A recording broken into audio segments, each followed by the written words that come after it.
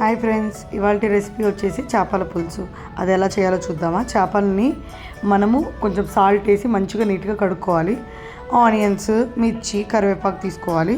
తర్వాత కొంత చింతపండు నానబెట్టుకోవాలి. తర్వాత కళాయి పెట్టుకొని దాంట్లో ఆయిల్ యాడ్ చేసుకోవాలి.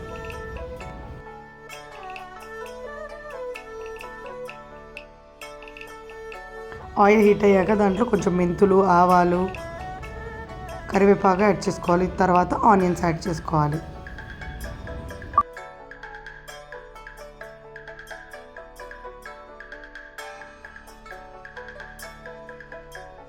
ఇప్పుడు దీంట్లో గ్రీన్ చిల్లీస్ యాడ్ చేసుకొని కలుపుకోవాలి.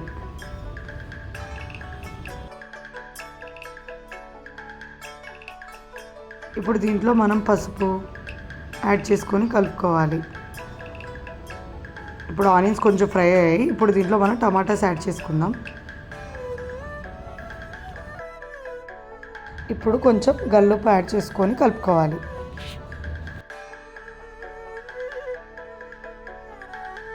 మనం దీంట్లో జింజర్ గార్లిక్ పేస్ట్ యాడ్ చేసుకొని కలుపుకుందాం.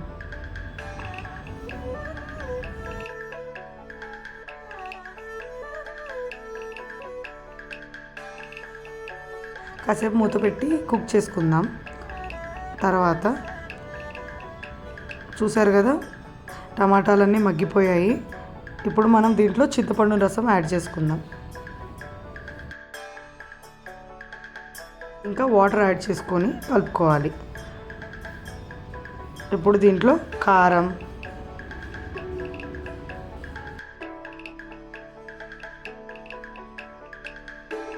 ఉప్పు వేసుకొని కలుపుకోవాలి.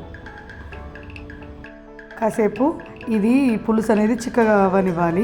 ఇప్పుడు మనం ఫిష్ పులుసు కోసం మసాలా రెడీ చేసుకుందాం. దానికోసం ఎండుమిర్చి, ధనియాలు, జీలకర్ర, మెంతులు, ఆవాలు వేసుకొని కొంచెం డ్రై రోస్ట్ చేసుకొని వీటిని ఒక పౌడర్ చేసుకోవాలి. ఇలా పౌడర్ చేసుకొని పెట్టుకోవాలి. చూసారు కదా, పులుసు అనేది కొంచెం చిక్కబడ్డది. ఇప్పుడు మనం దీంట్లో ఫిష్ పీసెస్ యాడ్ చేసుకుందాం. ఫిష్ పీసెస్ యాడ్ చేసుకున్నాక దీన్ని మనం సిమ్ పెట్టుకొని 30 మినిట్స్ అనేది కుక్ చేసుకోవాలి. 30 మినిట్స్ తర్వాత ఇప్పుడు మనం దీంట్లో ముందుగా మసాలా పౌడర్ చేసుకున్నాం కదా, దాన్ని దీంట్లో యాడ్ చేసుకొని చిన్నగా ముక్కలు తునగకుండా కలుపుకోవాలి.